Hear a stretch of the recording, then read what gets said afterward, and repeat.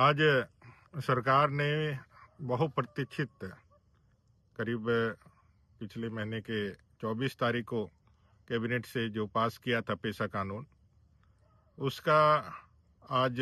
उन्होंने सार्वजनिक रूप से उसके ड्राफ्ट को सार्वजनिक किया है। बहुत निराशा हुई देख करके, और जैसा कि आशंका व्यक्त की जा रही थी कि इसमें जो भी पेशा कानून की आत्मा है उसको इन्होंने कुचलने का काम किया है, इसे खत्म करने का काम किया है। जहां पेशा कानून के माध्यम से हम रूढ़िजन्य कस्टमरी लॉज से आधारित एक ऐसे जनजातीय व्यवस्था को इस आधुनिक समाज में जीवित रख करके आने वाली परंपरागत पीढ़ी को, आने वाली पीढ़ियों को सौंपने की बात करते हैं, वकालत करते हैं, वहीं यहाँ सरकार ने, झारखंड की सरकार ने परंपरागत व्यवस्था को माना है और इसको एक भेग की तरह इस्तेमाल किया है। क्या जिन्होंने इन वर्षों में अपने रूढ़िवादी परंपराओं को त्याग करके किसी ऐसे व्यक्ति से विवाह करके जो उस रूढ़िवादी परंपरा के साथ नहीं है, और उन्होंने उस परंपरा को कुछ दिनों के लिए या कुछ सालों से या कुछ वर्षों से मान लिया है, तो उनको भी क्या इसमें शामिल कर लिया जाएगा? परंपरागत कह करके इस पूरे मामले को, इस पूरी व्यवस्था को उन्होंने छिपाने का काम किया है, एक आवरण देने का काम किया है, जिसके माध्यम से आप कोई भी रूढ़िजन्य नहीं भी हैं और रूढ़िवादी परंपराओं का आप संवहन नहीं भी करते हैं, तो आप उसको उसमें ले सकते हैं। ऐसा एक छद्म रूप से एक रास्ता सरकार ने दिया है, इसको स्पष्ट नहीं किया है। दूसरे, जहां 1996 का पेशा अधिनियम, पेशा कानून ग्राम सभा को सर्वशक्तिमान बनाने की आशा रखता है, इच्छा रखता है,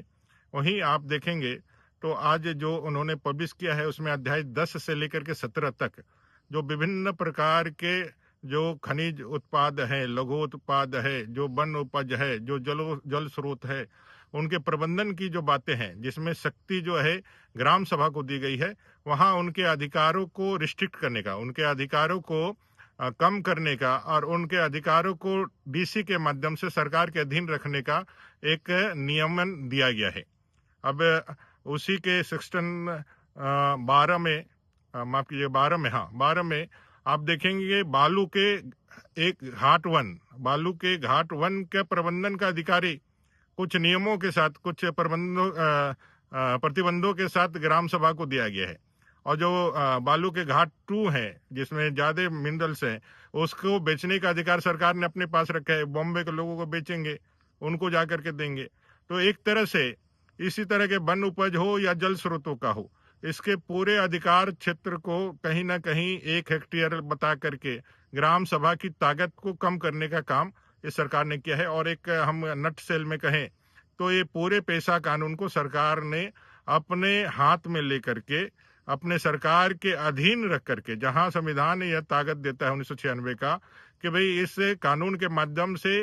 पंचायत के उस रूढ़िवादी परंपरा को, उस रूढ़िवादी व्यवस्था को बचाए रखने के लिए सर्वशक्तिमान के रूप में ग्राम सभा को शक्ति प्रदान करे। वहीं हेमंत जी की सरकार ने इस पेशा कानून के माध्यम से इस